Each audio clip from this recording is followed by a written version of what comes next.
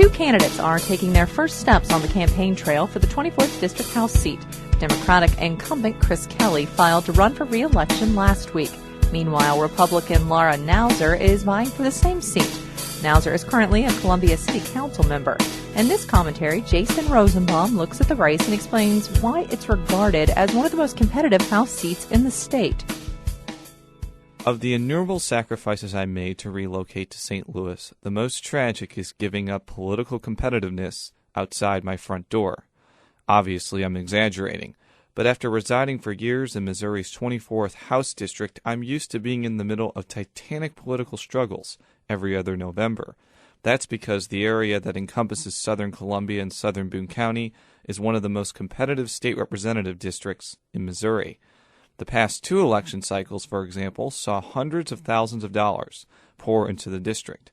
Although Ed Robb prevailed in 2006 against Democrat Jim Ritter, he was upended in 2008 by Democrat Chris Kelly, a former state representative and judge who came out of retirement to challenge the Republican incumbent. Kelly's alliances with Republicans perhaps personified his first term back in the state House. His good working relationships with Representative Steve Hobbs and Senator Kurt Schaefer paved the way for a more cohesive than normal Boone County delegation.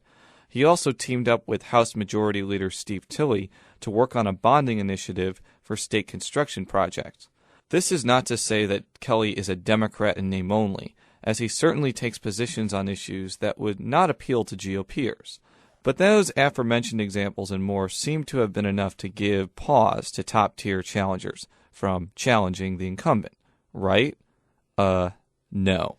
If all goes according to plan, Kelly will face off against Columbia City Councilwoman Laura Nauser in November. Nauser brings to the table several attributes that could make her formidable in the fall.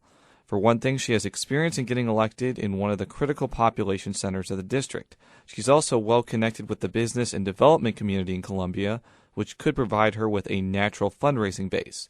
And unless she decides to become enthralled in legislation dealing with red light cameras or proposes a statewide noise ban, Democrats may have trouble using her stances on city issues as fodder for a state campaign.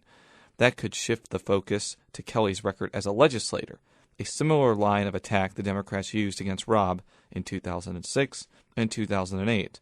But that strategy doesn't necessarily mean Kelly is doomed.